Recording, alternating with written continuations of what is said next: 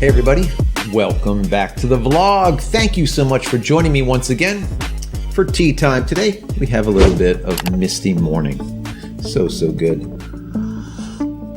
So today we're going to be talking a little bit about the absolute best-selling mirrorless camera so far to date on the market, which is the Canon EOS KISS, or the Canon EOS M50, let's say. And it is now reported that a new release is just about ready to be announced. That will be the EOS M50 Mark II. So I wanted to go into it a little bit with you guys. I wanted to read some tea leaves today, maybe pull out the Ouija board, maybe draw some cards from the tarot, and give you my prediction on where exactly this camera is going to go. Nowhere, somewhere, where will it sit? Will it be as good as the first one, better? What do I think? And we're going to find out. We're going to pull some cards. So anyways, today we're going to get deep into it. I'm going to go into some pros and cons of the version 1, and then I'll get into my predictions. But I want to say that if you have not subscribed to the channel as of yet, please subscribe to the channel. That would be absolutely awesome. And if you get even a little bit out of this video, throw it a big thumbs up. Those thumbs ups help a lot. A lot. Please do so. So let's get right into the pros of the EOS M50. This is the Mark I, the very first one to come out. Now, starting out, this is in no specific order. I just wrote some things down that I felt are very important, both on the pros and cons side. So, starting out in the pros, we have a fully articulated flippy screen, right? That back panel, that back screen is something that many people wanted. And of course, Canon is one of those companies that give it in the majority of their cameras, whereas a lot of other manufacturers are just starting to do so now. That is a big thing. So of course you get that flippy screen. So if you want to do selfies or maybe some vlogging, you can do so with this camera. Also, it now has silent mode. Now, I'm going to get into that silent mode because it is a double-edged sword, but it does have silent mode, so you can shoot silently. Next, great color rendition. Canon is known for color science, and this camera has amazing color, but in JPEG. We'll get into that also.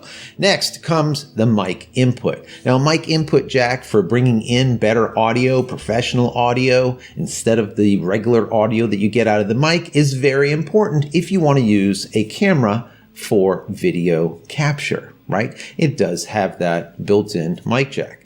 Now, interchangeable lenses. Most of these, of course, have interchangeable lenses, but this does have some really nice interchangeable lenses. Every one of them, I believe there's like 10 of them, they are all STM lenses. That means that they're perfect for being able to pull focus on the fly automatically during video. So all of their lenses are quote-unquote video lenses. So that's really good. Next comes the video. It does have some really good 1080p video, all right, and 4K. This was the beginning of 4K, when 4K was just getting out there for a really cheap price, and this was one of those that brought it into the mix, but there were some pitfalls with it. But it does have 4K. For the price, not bad. Now, back to JPEGs. It will produce amazing JPEGs. Really, really good JPEGs, great contrast. The color science on these JPEGs are beautiful. Not much needs to be done right out of the camera. Now, it has a very small form factor. A lot of people that are travel photographers or people that travel a lot, or just someone that wants to use a camera and stick it into their pouch of some kind, a purse or a pocket or something. This does have a very small form factor, and the ergonomics are really good. Sometimes we'll find small cameras, I'm not going to name names, but are literally like small little boxes of cigarettes that are square, rectangular, hard edges. This doesn't have that. This has a nice ergonomic to it. So even though it's small and I have big hands, I can still kind of wrap around it and shoot with it. It doesn't feel awkward like a box of cigarettes. Now, the value. The camera itself, since day one, was a fantastic value. ROI, return on investment. What you pay for it and what you get is really good. And that is one of the reasons why it has done so well over the years and why there is so many out there on the market. Now, back to the lenses. What was nice about these lenses that people liked, even though there's only 10 of them, they're EFM lenses, but they do include a wide angle, which will be like 11 to 22, a telephoto that will go all the way up to 200 millimeters, and finally a macro, and then everything in between. And those are that, let's call them the holy trinity of what you really need to be able to produce some really good pictures. A macro, a wide angle, let's say for landscape, a telephoto if you really need to get in there tight. That's really about it. And once again, every one of these lenses are STM lenses, so they're going to work equally as well for stills as well as video. So really, really great. Also, the menu system. Canon has always been known for a very basic menu system, but very easy. If you're new to photography, if you get into a Canon camera, usually it's very easy in comparison to a Sony menu system that was always harder. They're getting a lot better now. But Canon has always been known to have a very uncomplicated, let's call it, menu system and layout. And finally, battery life. Insane battery life. Lasts forever. That is really good when it comes to any type of photography. So you don't end up having to have all of these batteries like chiclets in your pocket, all right? So battery life is absolutely fantastic. Now, moving into the cons, because there is a lot when it comes to the camera. Now, starting out with autofocus. The autofocus is okay, but it's not prize winning, all right? It is all right. Stills. Now, like I said, JPEGs are really phenomenal. But when you shoot RAW, it all starts falling apart as soon as you do any type of heavy editing, any kind of post-production. These RAW images are not great, okay? The images become muddy. They become, let's say, washed out. They're just simply not good. They don't hold up well. That's something that needs to be fixed. Now, also, this silent mode that I was telling you about, yes, it has a silent mode, but is the dumbest silent mode ever conceived, because it is a mode. So what happens is if you put it into silent mode, all of a sudden you lose all of your traditional exposure controls. What the hell?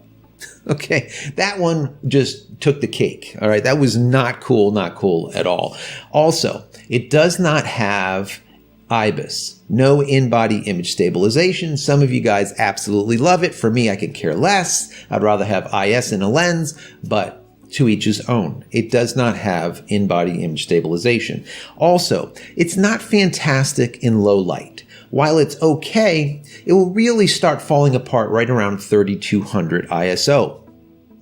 That's not great. Compared to many cameras today, 3200 is really on the low end.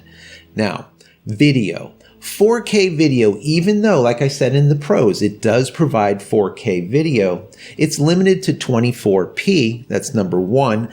But number two, it has no dual pixel AF. What? Basically, what Canon did was neuter the camera by taking away DPAF, dual pixel AF. So you didn't have that when you went into 4K. So your autofocus became worse if you wanted to shoot in 4K. That was just horrendous. That was probably one of the biggest things that that just really bothered me.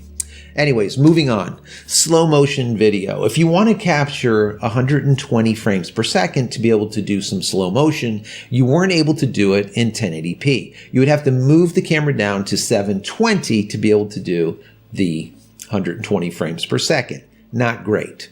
Also, that 4K that they did provide, not only did they reduce the autofocus by moving out of dual pixel AF, shutting that down, but also you had a heavy crop on the 4K. So now you were really tight in there because remember, you're shooting with an APS-C sensor to begin with. It is cropped already, and now you're cropping again, and you're cropping, and it turns into a bunch of crap. Yeah. Anyways, Next is weather seal, which there basically is none. And a lot of people that do travel photography or that are out running and gunning, they would like to see a little bit of a weather seal. It is important, especially today. Now, what I'm going to do real quickly is I'm going to consult the tarot, pull a couple of cards, and then get right into it as far as my predictions. All right, maybe I won't do that. Maybe I'll hit up the Ouija. Should I hit the Ouija? I don't know. We're going to make a prediction anyways. Now, let me start out by saying, in my personal opinion, these predictions are based on what I see Canon should do and what I think that they will do, based on what has happened over the last couple of years. Now, number one, I do believe that the sensor will remain probably a 24.1 megapixel sensor. I personally think it'll probably stay right around that. Maybe they'll even use the same sensor, but they're going to change the software, change the algorithm, and really squeeze it a little bit more than what they currently are doing with that sensor. Next is slow-mo. I do believe we're going to see 1080p have 120 frames per second available to it, so you didn't have to go and drop down to 720p to capture slow-mo. I don't think that they will do that. I believe that they almost have to, because all cameras today are shooting 1080p at 120 frames per second. And I'm also going to speculate and predict that we're going to see not only 24 and 30 frames per second on 4K, we might even see 60 on the 4K. We'll get into that in just a minute also. Now, as far as stabilization, I do believe this camera is going to have IBIS built into it, but I think that it will also have that dual stabilization. So we're going to see IBIS plus IS, basically in body plus in lens combination image stabilization. And a lot of people are going to absolutely love that. I do believe we will see that. Also, dynamic range. I do believe that dynamic range is going to become a lot better with the processing, with the algorithm, even if they use the exact same sensor. And I do believe that we're going to be over 6400 when it comes to the higher end of the ISO when it starts breaking down. 3200 is simply not enough. I think 6400 will probably be the number, possibly even 12,800. We will see.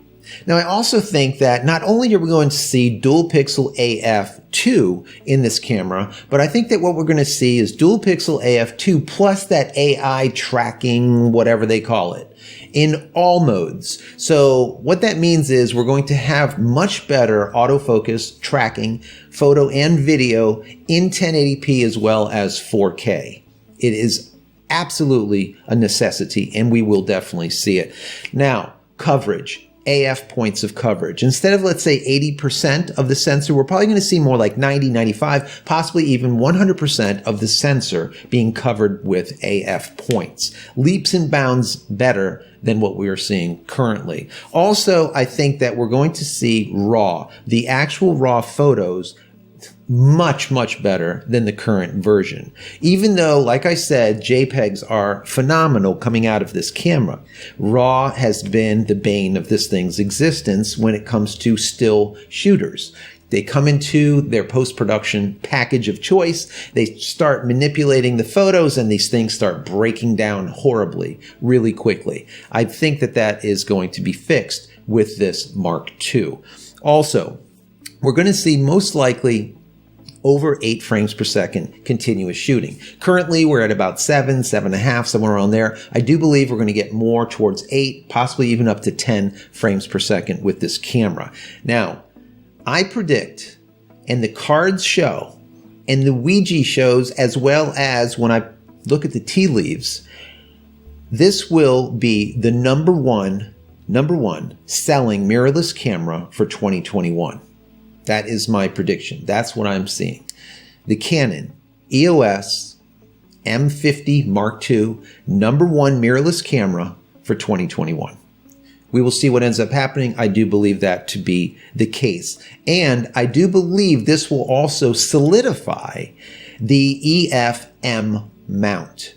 Whereas a lot of people are saying, is it going to go away? Will Canon move into RF and get rid of the EFM mount? I really do not believe so. I think that this camera is going to do so well, it would be ridiculous for Canon to get rid of it, number one. Number two, we currently are seeing about 10 lenses available in this EFM mount. So anyways, guys, these are my predictions. All right. I want to know what you think about the Canon EOS KISS if you're overseas, or the Canon EOS M50. What do you think about it?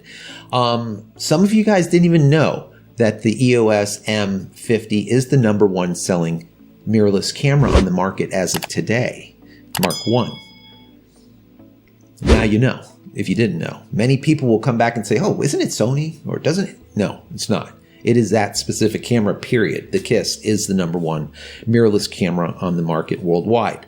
So I want to know what you think. What do you think about this camera? Is this a camera that you would possibly purchase if some of these predictions that I made are correct? Or is it something that you would just have nothing to do with at all because maybe it's too small, the form factor is too little, or whatever the case is? Maybe there's not enough glass available for you. What do you think? What would you like to see in this camera? Is there anything that I touched on that I got wrong? Is there something that I missed? In the comment area below this video, let's have the discussion. And after, head over to my creative Discord server that I created for all of us. All right. Go over to community.JCristina.com. Once again, community.JCristina.com and sign up. It's free. Get in there. There's hundreds, possibly even 1,000 of photographers worldwide, really smart people that are constantly having conversations just like this every single day, every hour, every minute of the day, 24/7. So definitely go check it out. Once again, community.jcristina.com. Also, I have to put in a plug for one of my products, and you guys were asking for it. They're back in stock. B&H sold a ton of these a couple of weeks ago because they put them on a special deal. Anyways, they are the Aurora Camera Care product. This is the camera sensor cleaning kit. They come in full frame, APS-C, as well as micro 4/3. So you know, if you have a mirrorless camera, they get even more dirty. Those sensors are constantly getting full of dust, grime, dirt than even DSLRs do. They're all important to clean. Why? Because in post-production, you don't want to look at your sky and see dots all over it and then later on have to sit there and remove all of the dots. Clean your sensor. Most people would send their cameras away to be cleaned for $100. You don't have to do that. These packs come, when you open them up, with this inside. 5 sets. You see how it's wet and dry? A lot of other companies, what they do is they send you a stack of these things and then they give you like a little dropper and you're guessing on how much cleaning fluid to put on it so you don't damage the sensor, and then you're in there. No. What I did is I had these created so that you have dry and you have wet. These are pre-moistened with the exact amount of cleaner specific to the size of the cleaning swab. So if you have a full frame, or if you have a APS-C, or if you have a micro 4/3, there's different amount of cleaner on here. All right. So you go over your sensor once, twice with your wet, then you come back with your dry and go over it until any type of residue is gone. And now you have an absolutely perfectly clean sensor within minutes. And since you have 5 packs of these, 5 sets, you can literally clean your camera 5 times. That would be like $500. But with this system, it literally costs like $5 of cleaning. So anyways, if you're interested, go pick them up. You can find them, like I said before, over at B&H Photo and Video. You can find them also on Amazon Prime, so you can get them free of delivery. Or you can go over to my website, JCristina.com, and pick these up. If you do and you're a subscriber, use promo code YT20 at checkout. Once again, YT20 at checkout, and you'll get 20% off everything and anything in your shopping cart. Once again, YT20 at checkout. So anyways, guys, that is it. Thank you so much for joining me for tea time. I'm going to go and finish my tea. So good.